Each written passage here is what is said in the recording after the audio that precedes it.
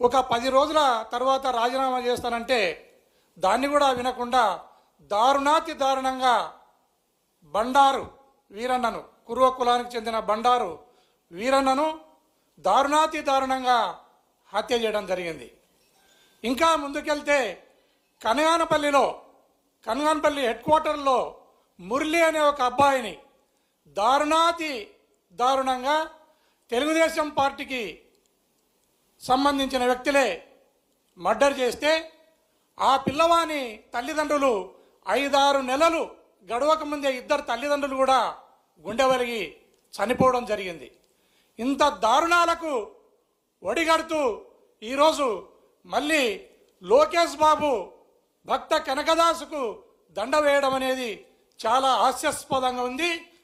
అయ్యా లోకేష్ బాబు, నువ్వు మా కనకదాసుకు దండను వేసినావు, ఆయన జయంతికి వచ్చినావు.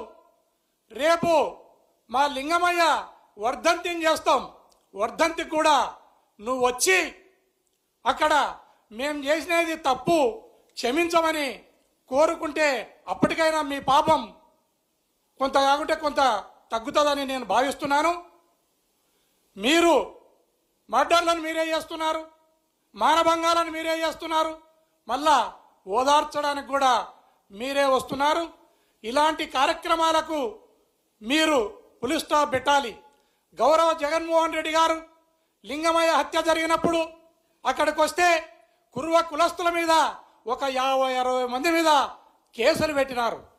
మీరు లింగమయ్య ఆత్మకు శాంతి కలగాలంటే ఆ 50-60 మంది కురువల మీద ఎవరి మీదైతే కేసులను పెట్టినారో ఆ కేసులను మీరు విత్డ్రా చేసుకుంటే లేదా ఆ కేసులను మాఫీ చేస్తే లింగమయ్య ఆత్మకు శాంతి అయినా కలుగుతుంది. దయచేసి మర్డర్ చేసి పాడను మోసేదానికి కానీ లేదా జయంతికి వచ్చిన వాళ్ళు వర్ధంతికి రావటం కానీ లేదా మీరు చేసే ఈ దుర్మార్గమైన కార్యక్రమాలకు పులి స్టాప్ పెట్టాలి.